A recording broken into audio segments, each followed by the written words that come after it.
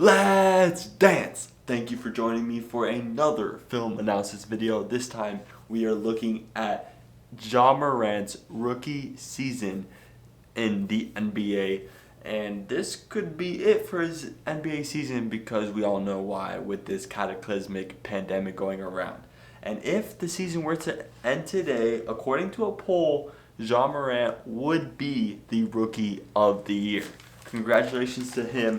And he is by far my favorite NBA basketball player because he went from underrated, overlooked, and wasn't really recruited to college at all. That's why he went to Murray State.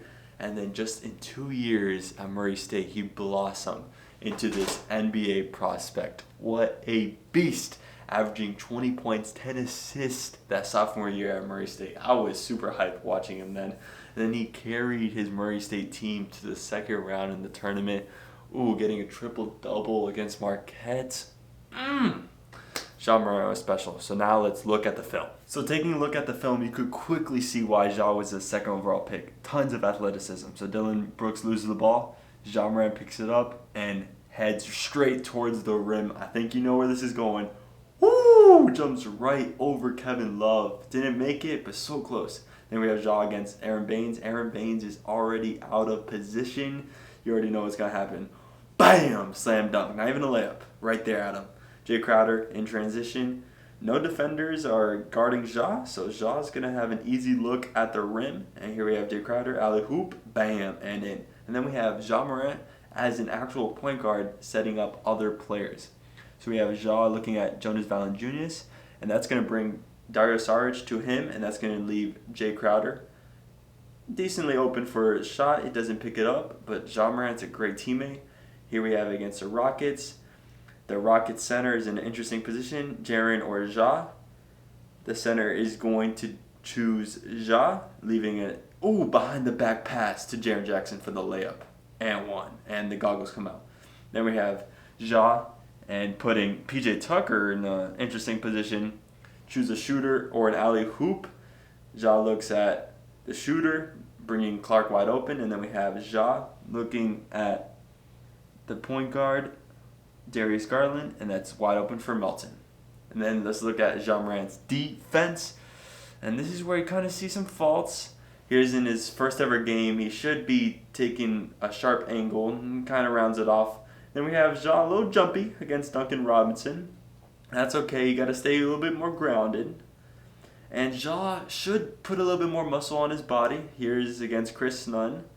Just good contest, and that's going to turn into some points on the other end. That's what you like to see, some effort. And then we have Ja. He should close in and guard really close to Colin Sexton. He doesn't there. Doesn't fight through the pick. Yet again, he doesn't fight through the pick. And Colin Sexton has an open mid-range jumper. Doesn't make it, but he should. And then we have Ja guarding against Harden. A very hard defense, but he doesn't foul and contest. Most important thing, that's good. Then we have Ja Morant shooting.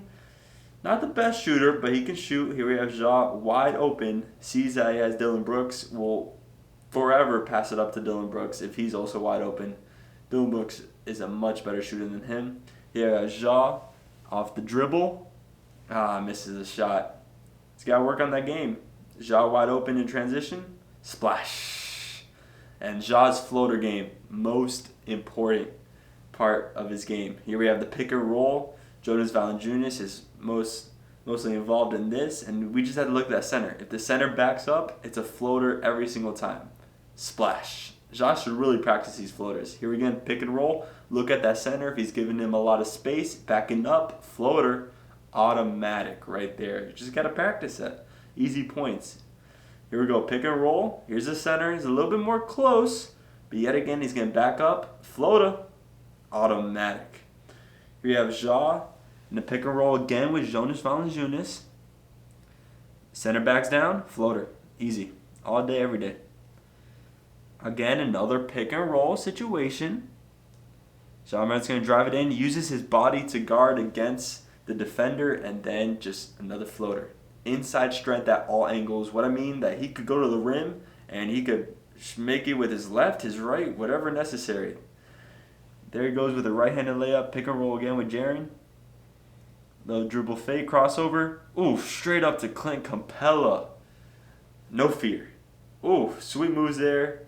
Left-handed layup. Sometimes he makes it look like his left is his prominent hand. Right there, left-handed layup. And that's it for Ja Morant's film analysis, and then we'll talk about him as an overall player. So throughout his first ever season, Ja Morant averaged around 17.6 points, which is 52nd among all NBA players, which is pretty good.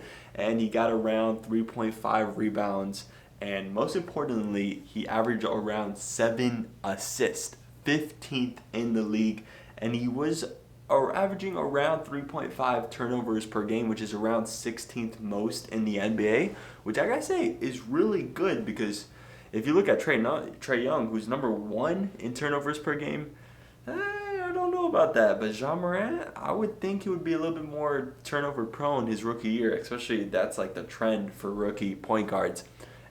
But Ja Morant looked pretty experienced out there. He's standing around 6'1", 6'2", but he's super light. If he would just add some pounds to him, because sometimes when wing defenders such as like Justice Winslow or maybe like a Gordon Hayward would probably go at him with an offense versus defense, Ja Morant would stand no chance in that, because he just doesn't have enough force to stay in there. He's really good with his effort on the defensive floor, so he's always paying attention, always in that defensive position. I really do like Ja Morant's defense. Nothing really that he can improve there other than just adjusting his body. Maybe adds those few pounds. But according to the NBA Rooks ESPN Plus exclusive series, where Ja Morant kind of gets like some special behind the scenes footage there, he does not like the Elvis sandwich. And I've known that Ja Morant likes like finger food such as chicken tenders and fries. So maybe his body can't really get heavier, which is just kind of ironic, since Ja Morant's on the lighter end of the spectrum of the NBA, and then Zion is on the heavier end of the spectrum. Like two polar opposites, heavy and light, and the first and second pick of the NBA draft last year. Very interesting. Ja, if there's one thing that he could improve, is his shooting. He shoots with a slow motion going up, and he's around a 36% three-point shooter, but that's because he only really shot the ball when he was wide open. He's not shooting off the bounce.